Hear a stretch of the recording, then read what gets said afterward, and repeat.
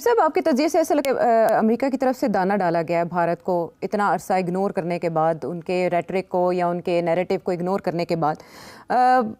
आपने कहा ये फॉल्स फ्लैग ऑपरेशन, और आप जब जेडी वैंस वहाँ मौजूद थे उनकी जानिब से फ़ौरन पाकिस्तान की मजम्मत नहीं की गई या पाकिस्तान का नाम नहीं लिया गया, इसलिए कि आपने कहा कि एजेंसीज बाखबर रखती हैं अपने हुकाम को। अब जो इतना बड़ा ऐलान मार्को रूबियो कर रहे हैं और वो इसे प्रॉक्सी करार दे रहे हैं लश्कर तैयबा की रेजिस्टेंस फ्रंट को, ये बगैर तहकीकात के उन्होंने सिर्फ और सिर्फ इंडिया को दाना डालने के लिए ऐसा कह दिया, तो फिर इस पर पाकिस्तान का मौक़िफ़ क्या होना चाहिए? कुछ भी नहीं। पाकिस्तान तो वही जो पहले था कि हमारा कोई तल्लुक नहीं है। लश्कर तैयबा पाकिस्तान में एग्जिस्ट नहीं करती। उनके लोग जो हैं वो गिरफ्तार हुए हैं अंडर FATF और इंक्लूडिंग हाफिज सईद, और हमारा कोई तल्लुक नहीं है। Lashkar Taiba doesn't exist anymore, banned है, और कोई एविडेंस नहीं है कि इसका तल्लुक लश्कर तैयबा के साथ है। देखिए, ये बहुत और प्लेटफॉर्म्स के अंदर भी, ऊपर भी, वहां भी SCO में इंडिया ने बड़ी कोशिश की है कि किसी तरीके के साथ ये लिंक एस्टैब्लिश हो जाए, मगर रशिया ने और चाइना ने रिजेक्ट कर दिया है कि नहीं, कोई लिंक एस्टैब्लिश नहीं हुआ, कोई एविडेंस आपने नहीं दी। तो अब ये अमेरिका ने, मेरा ख्याल है, देखे, मैंने again I will repeat myself and then let's move on, because एक क्वाड जो है ना, India is a very major partner in quad. Quad is against China, सीधी सी बात है जी। और इंडिया अमेरिका को कह रहा है कि, ये कह रहा है कि एक तरफ तो हमें कह रहे हैं आप कि हम खड़े हो जाएं आपके साथ अगेंस्ट चाइना, और दूसरी तरफ हम जो है वो ब्रिक्स का भी हिस्सा है, वहाँ रशिया चाइना है, और अब RIC को भी हम एक्टिवेट करने लगे हैं। RIC जो कि रशिया इंडिया चाइना का एक प्लेटफॉर्म है, वो फिर से एक्टिवेट होने लगा है। तो अब आप, if you are not going to support us on what matters to us, तो फिर ठीक है, फिर वील हैव टू थिंक कि हम क्वाड में भी रहेंगे या नहीं रहेंगे। तो मेरा ख्याल है बिहाइंड द सीन्स डिस्कशन की बातें हो रही हैं।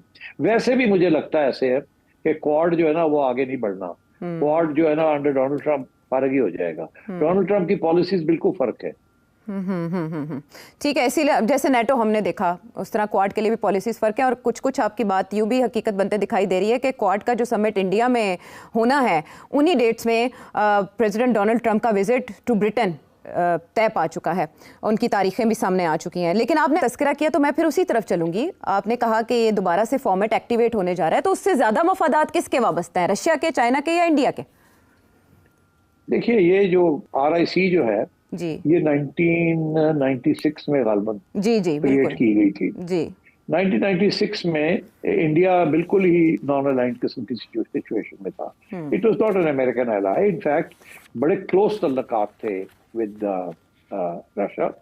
और अभी 2020 में जो वाकया हुआ है, वो एक दफा जो जंग हुई है वो अभी हुई नहीं थी, और चाइना के साथ भी तल्लुकात बढ़ रहे थे और तजारत बढ़ रही थी। तो उस वक्त ये RIC बनी। फिर RIC की कुछ 3-4 साल तो मीटिंग्स नहीं हुई, बिकॉज वो कश्मीर वाला इशू शुरू हो गया and so on and so fourth. मगर 2020 के बाद कोविड आ गया, और उसके बाद भी कोई खास मीटिंग्स नहीं हुई। मगर 2000 से लेके 2020 तक कोई 20 एक मीटिंग्स होती रही हैं आहिस्ता, मतलब ऑन बेसिकली ट्रेड और इस किस्म के इश्यूज के ऊपर। कोई स्ट्रेटेजिक इश्यूज के ऊपर ज्यादा बात नहीं होती थी। ये रूस और चाइना ने इसको इसलिए बनाया था और इंडिया को इसके अंदर लेके आए थे ताकि इंडिया को अमेरिका की तरफ जाने से रोका जाए, उसको करीब रखा जाए अपने। उस वक्त SCO नहीं बनी थी जब ये बना था। तो और SCO जब बनी तो उसमें भी आपको याद होगा कि ओरिजिनली रशिया, चाइना और सेंट्रल एशियन स्टेट्स थी, उससे कोई इंडिया नहीं था। वो तो बाद में फिर इंडिया भी आ गया और अब पाकिस्तान भी आ गया है और लोग भी आ गए हैं, मगर ओरिजिनली SCO में भी देयर वाज नो इंडिया। तो ये एक ही प्लेटफॉर्म था जहां रूस और चाइना इंडिया को अपने करीब रखना चाहते थे, और इंडिया के भी सारे हथियार वगैरह जो थे आ रहे थे फ्रॉम रशिया, बड़ी डिपेंडेंसी थी। तो आई थिंक अब RIC अब जो एक्टिवेट हो रही है उसमें बड़ी इंटरेस्टिंग डेवलपमेंट ये है कि रशिया चाइना बहुत कीन है, वो चाहते हैं कि जल्दी जल्दी इंडिया को इसको रीएक्टिवेट किया जाए। मगर इंडिया क्योंकि क्वाड में है अभी तक, और ब्रिक्स में भी है, और SCO में भी है, अब इंडिया को ये फिक्र पड़ी हुई है कि ये ना हो कि हम अब RIC में चले जाएं और America gets very angry with us और कहे कि ये तो बिल्कुल ही हमें छोड़ के सारे रशिया और चाइना ग्रुप्स में जा रहे हैं। बिकॉज देखिए, ब्रिक्स में भी शुरू में तो इट वाज ब्राजील, रशिया, जी, इंडिया, चाइना, और चाइना 4 थे, फिर साउथ अफ्रीका बाद में आया। जी। अब ब्रिक्स भी इनलार्ज हो गई है, ठीक है ना। तो अब ये सारे ग्रुप्स जो बन रहे हैं, they are becoming part of the global south. अच्छा, इंडिया इस स्टेज पे मूव कर रहा है to the global north with quad अच्छा and is Narendra Modi alliance with America जी। तो आई थिंक इस किस्म की सिचुएशन है, ये आपको बहुत मुश्किल हालात पे फाइट करता है। अभी एक बड़ी इंटरेस्टिंग कमेंट्री है, अगर लोग इसके ऊपर और तवज्जो देना चाहे कि इंडिया के हालात क्या हैं, मैंने इस पर तबसरा किया है। मगर अभी हाल ही में एक और तबसरा मैंने सुना है, जो कि बिल्कुल जो बातें मैं कर रहा था वही बातें वो भी कर रहे हैं, और वो ज्यादा डिटेल में बात कर रहे हैं। अपना सौनी साहब, वो उनका भी एक आया वीडियो, और वो उसके ऊपर भी बता रहे हैं कि इंडिया की जो फॉरेन पॉलिसी है बिल्कुल इस वक्त स्क्रूड है, और उसको समझ नहीं आ रही इंडिया को कि जाना इधर है या उधर जाना, एंड सो ऑन। तो ये that is what the relevance of RIC is. इसलिए चाइना और रशिया बहुत कीन है कि इंडिया वापस आए और इसको एक्टिवेट किया जाए।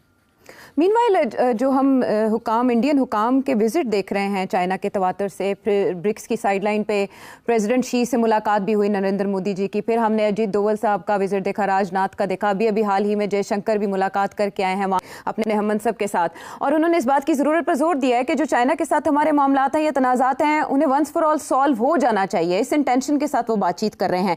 तो वाकई इंडिया संजीदा दिखाई दे रहा है कि चाइना के साथ मामलात रिजॉल्व हो जाएं, या फिलहाल वो प्रेशर नहीं चाहता चाइना की तरफ से किसी किस्म का?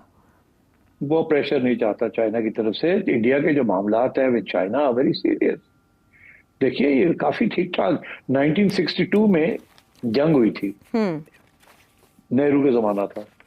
उसके बाद 2020 के बाद ये जो अपर नॉर्थ, वहां जो लड़ाई हुई है, इट वाज क्वाइट सीरियस जी। और अब जो चाइना ने रिसेंटली इंडिया की एक प्रोविंस से ऊपर वाली जो प्रोविंस है अरुणाचल प्रदेश, उसका हिस्सा जो है वो कहते हैं ये तो चाइना का, वो कहते हैं इंडिया का है ही नहीं। ऊपर से चाइना धमकी दे रहा है उनको कि अगर पाकिस्तान का पानी आपने रोका तो हम भी आपका पानी रोक सकते हैं जी। मतलब ये तरीके होते हैं ना बताने के। तो India has a lot of problems with China, और चाइना बड़ी क्लियर है कि चाइना, रशिया और ये साउथ के हिस्सा बन गए हैं, और देयर इज एन अटेम्प्ट कि जी हम एक ऐसा ब्लॉक बनाए जो कि वेस्टर्न ब्लॉक को साइडलाइन करे जी। और वो ऐसे as I explained in an earlier program, indivisible security और वेलबीइंग, बिल्कुल एजेंडे बिल्कुल फर्क है नॉर्थ और साउथ के। तो I think India is in a difficult situation, और वो उसको समझ नहीं आ रही कि अमेरिका और चाइना को बैलेंस कैसे करना है।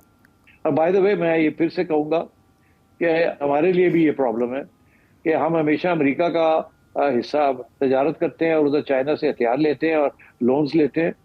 तो इसलिए हमारे लिए भी बैलेंसिंग एक्ट है, अब इंडिया के लिए भी बैलेंसिंग एक्ट है, और सूनर और लेटर ये किसी न किसी स्टेज पे यूरोप या अमेरिका ये कहेंगे आपको कि आप साइड्स लें। तो फिर देखना है कि आप क्या करते हैं उस स्टेज पे।